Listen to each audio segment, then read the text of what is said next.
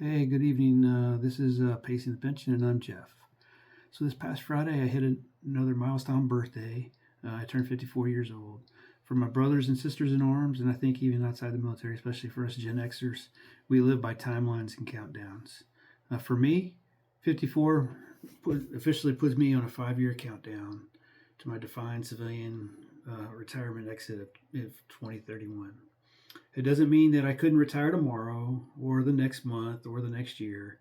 It just means that I put a target date out there, and my birthday put me on that 5-year countdown. Today, as I sit back on Sunday night and reflect on the past few days, I want to break down exactly where I stand on all three of the pillars that I want to talk about on this channel: my lifespan, my health span, the wealth span, and why the next 5 years are the most critical of my life. So starting off, we'll start with the money side of the house because that's the one that seems like gets everybody's attention right away and everything. So to me, and this is my opinion only, wealth span isn't about being a millionaire. It's about funding your freedom. And I'm not just saying that because I'm not a so-called millionaire, but because I've crunched my numbers, like many others that I watch on this lovely platform, and realize it won't take being a millionaire for me to be able to fund my retirement plans and my aspirations. That doesn't mean that I won't have to, and what that doesn't mean is that I won't have to take up a frugal fighting position. It means that I have a predetermined funding of the expenses that I have stress tested and know what targets I want to achieve throughout the next 5, 10, 15, 20, and beyond years. In the Army, we do a lot of red hatting, or looking at ways that the enemy is looking at us and what they can gather and use against us. For me, I use a program like Bolden to put my information in, and has been crucial in red hatting my plan.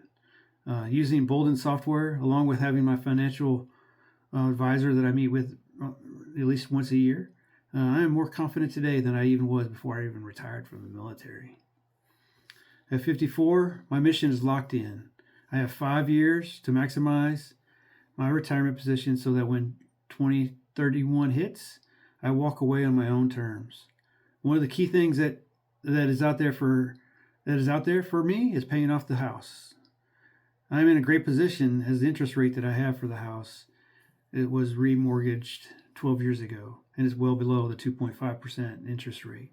That gives me time and space, as my financial advisor puts it.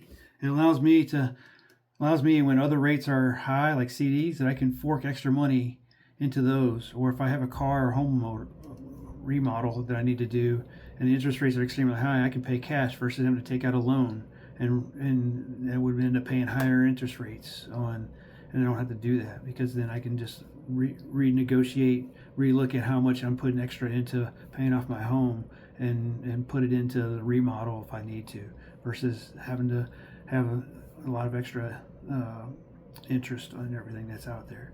So right now, my plan is, and the plan for us here in our home is that by late 2030, well, a couple years before I'm looking to retire, is that my house will be paid off.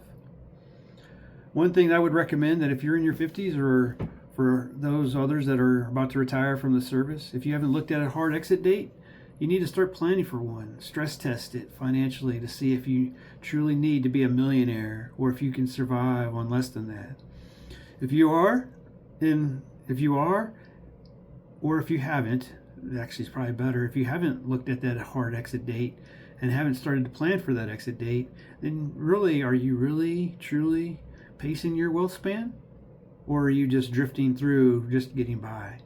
I would say that you need to go out there and need to start pacing it. Start looking at, stress testing it, talking to financial advisors, get software like Bolden, to put your numbers in, and see if you can really truly retire when you think you may want to. But you got to start with a date. You got to put a hard exit date out there, and then start planning around it and putting the assets that you need to be able to hit that target date that you want to be able to hit. Moving on from financial and the wealth span piece of it, and moving on to my health span. A lot of folks at 54, when they get to be 54, they think it's about time to start slowing down. For me, it's not. It's about wanting to be more active now than I was before. Last week I put out a video about moving from rebuilding my own engine to to getting back onto the life, so I can make sure that I have that lifespan road that I want to be able to have. To prove it, I recently made a massive pivot. I finished a mini marathon a month ago, when that wasn't even on the radar scope a year ago, when I started this whole health span journey.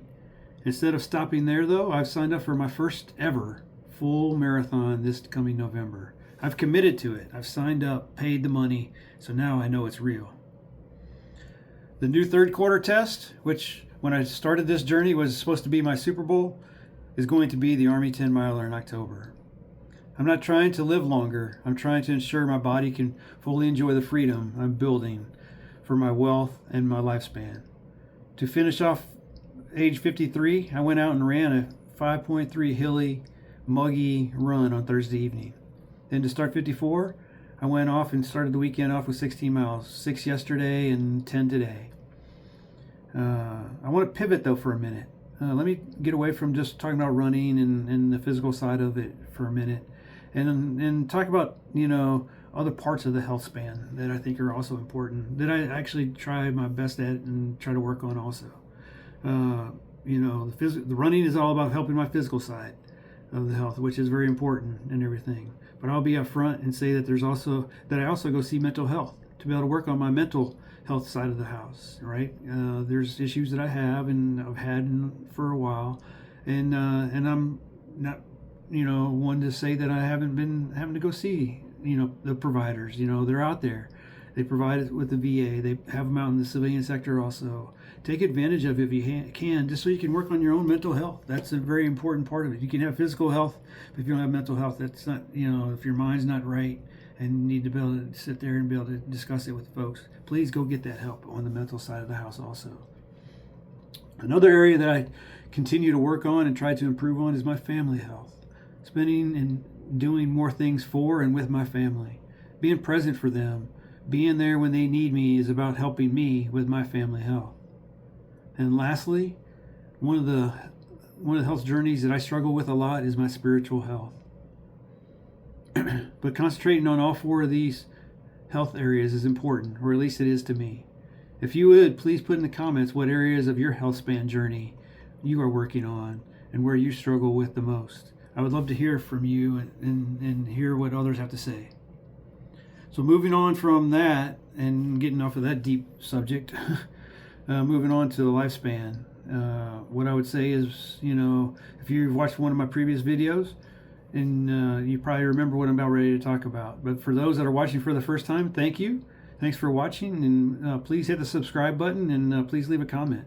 So a couple of weeks ago, I was at the VA hospital, and I saw a lot of my brothers and sisters in arms who served honorably. But it broke my heart a bit because it seemed like they were settling for the home and hospital being the rest of their lifespan. They stopped doing maintenance. Minus the little maintenance that they were doing. Most of them were there just to get a follow-up checkup, just to make sure, yep, I'm good to go back in and sit at home again. I'll wait till another 6 months checkup again, but I'm just going to go home and sit down on the couch and be happy with that. And I mean, for some, that's what they want, and that's their aspiration, and I'm not going to stop them, right? But, is that really truly how you can maximize your lifespan? For me, after a 24-year Army career, I had to stop and take a break and get out there and get the deep level, the 30 level maintenance done on myself with the surgeries that I've had, just so I can get back to where I can do routine maintenance. I did it because my service didn't end just because the uniform came off. I have this aspect of service after service, this showing up for our families, our kids, our communities.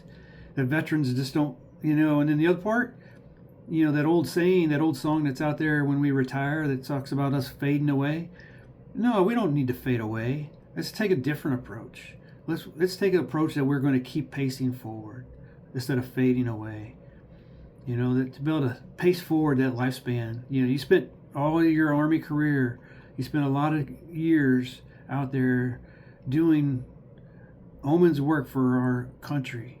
Now's the time to enjoy your life. Get out there and enjoy your lifespan and everything. So I want to be able to have that lifespan where I can travel when I want to go see my kids. And then when my kids decide to have kids, my future grandkids, I can go see them and hang out with them and spend time with them at the park and go run around and chase them up and down on the slides and stuff like that.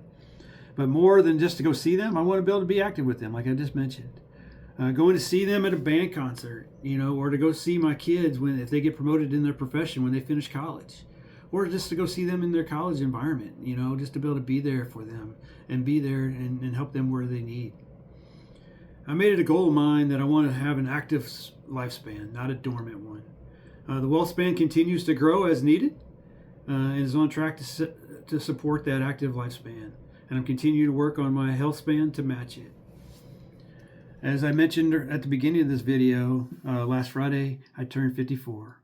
My clock is ticking, the pace is set, and I have a 5-year countdown on.